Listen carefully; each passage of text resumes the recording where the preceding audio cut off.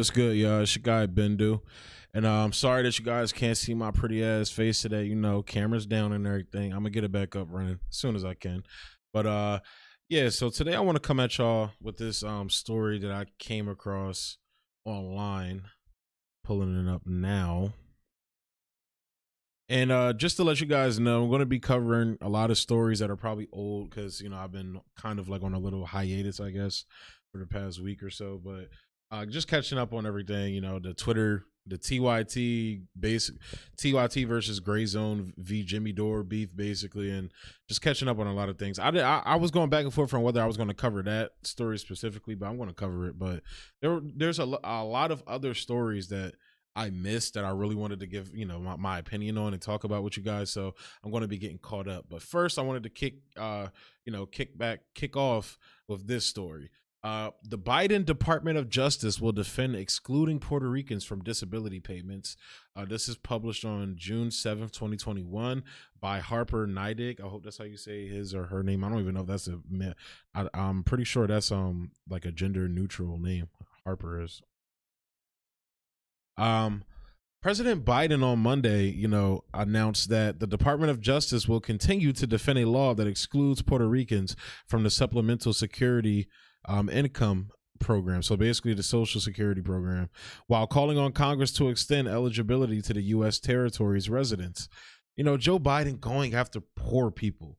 Water wet. Like it's almost like a whole group of, you know, progressive left people were telling everybody else, you know, going to vote for Biden that he was going to be just as bad and in many infinite ways worse than Trump. And, you know, we all got called crazy, right wingers, Trump supporters, you know, everything in the book.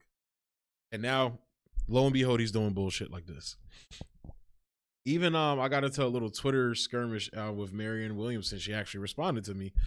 And it's just crazy, dude. Like, these people are delusional about, you know, their choice. And it's like, look, electoral politics isn't the answer anyway. Like, so like even having these arguments to me are, you know, is kind of like redundant at this point because I don't believe in electoral politics anymore, honestly. Like none of these fuckers are going to, like, politicians are going to save you. They're fucking like professional liars. Like, I don't get, you know, but people still believe in the system, I guess. Literally will critique the system, but still believe in the system. Biden said the Justice Department will be adhering to its practice of defending the constitutionality of federal law and a legal challenge against a provision in the Social Security Act that excludes Puerto Rico residents from the program, which provides income for low income citizens with disabilities. So he's going after poor people with disabilities. And it's like, you know, I know there's like a whole debate about, you know, the whole, like making Puerto Rico a state or not, or whatever it is. And, you know, that's a very intricate conversation. I don't know a lot about, you know, the background about it, but Puerto Rico was, you know, like taken over through imperialism. So it's like, if you're going to go fucking take over a country and make it part of your territory, take care of the fucking people. That's just basically how I feel about it. That like America always wants to have its cake and eat it too when it comes to imperialism. Like, you guys want to sit here and bomb the fuck out of all these countries or invade and take over these countries and territories and shit.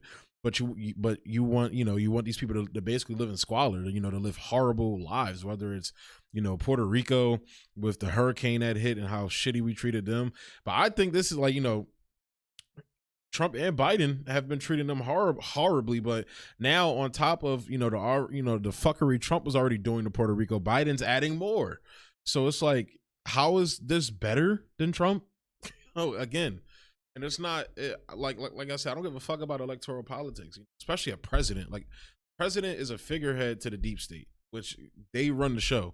And if you think they give a fuck about a bunch of poor people, I got about over 100 coups to tell, you know, to show you that proves that they don't. They don't give a fuck about a bunch of poor people.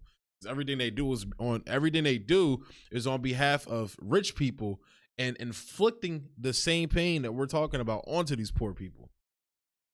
So Biden said the Justice Department will be adhering to its practice of defending the constitutionality of federal law and the legal challenge against a provision. I read that already. I'm tripping. But this provision is inconsistent with my administration's policies and values. Wow, it's not like you're president and you could do something about it. Biden said in a statement, however, the Department of Justice has a long-standing practice of defending the constitutionality of federal statutes, regardless of policy preferences. This practice is critical to the department's mission of preserving the rule of law. There we go. He sounds like Trump, preserving the... I'm going to fucking go after poor people to preserve the rule of law. Ding. Fucking piece of shit. Consistent with this important practice, the department is defending the constitutionality of the Social Security Act provision in this case. And this, like, again, this is something that he can do with an executive order, man.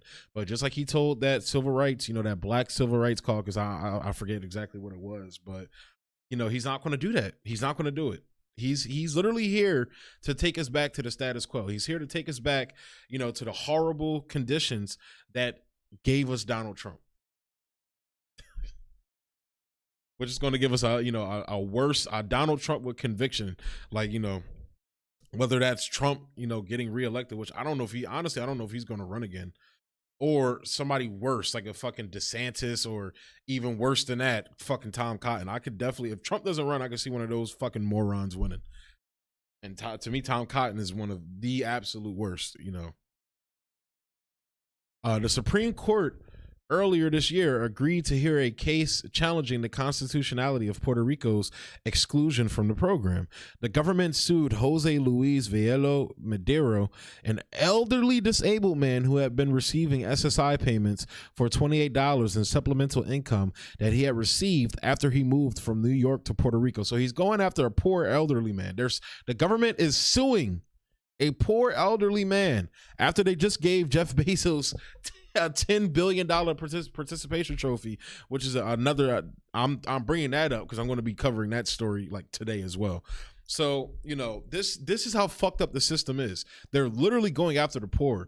And I'm working on an article, detailing the failures of Barack Obama and, deconstructing the godlike myth, godlike aura around him and the myth around him.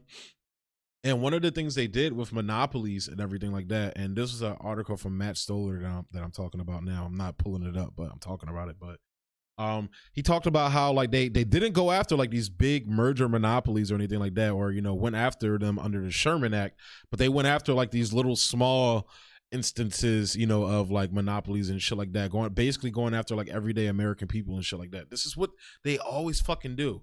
And this just goes to show you that the system is designed for the wealthy. If you're poor and you break the law, you're going to jail. If you're rich and you break the law, you're going to get fucking $5 trillion. like they just got with the fucking CARES Act last year. Attorneys for Villelo Madero successfully argued in the lower courts that the Social Security Act provision violated the Constitution's Equal Protection Clause, prompting the Trump administration to take the case to the Supreme Court.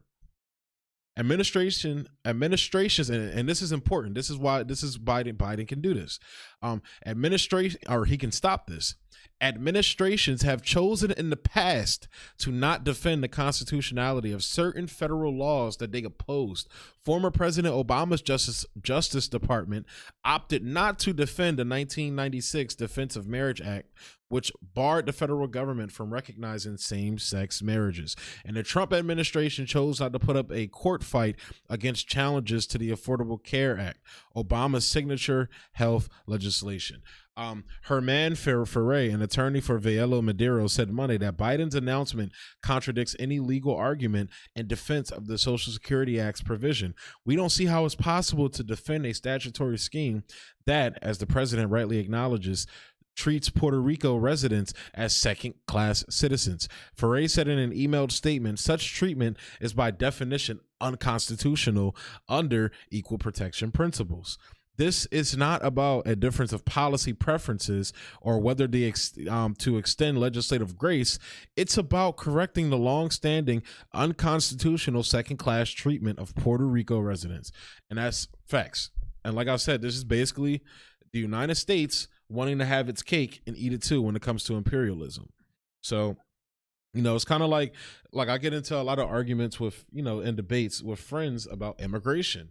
And it's like, look, I know a big story that I'm going to be covering today as well is Kamala Harris telling she went to Honduras and told people that, not if you're thinking about coming to the border, don't come.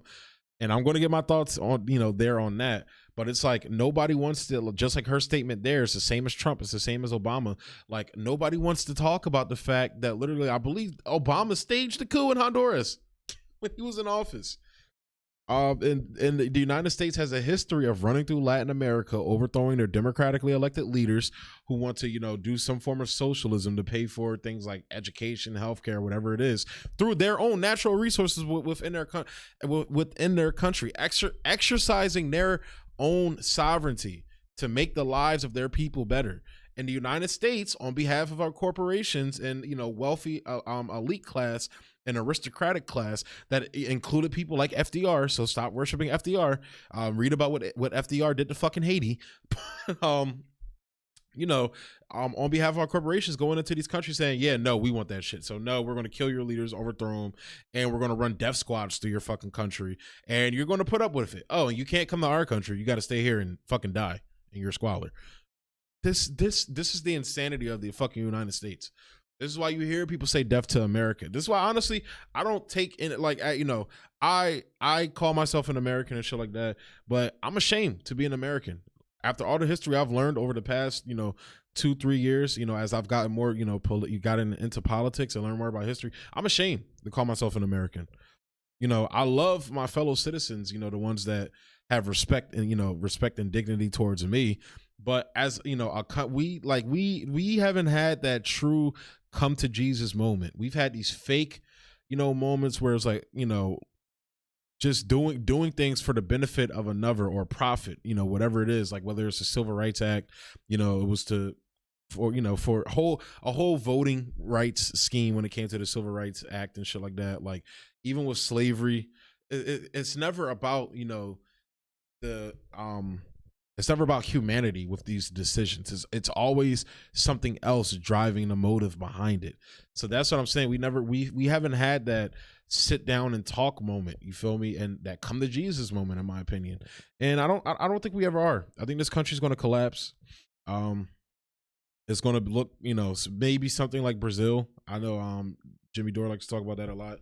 I'm not going to sit here and predict, but like I don't know, man. Especially with the country so divided now the way it is, I don't know if I see it happening, folks.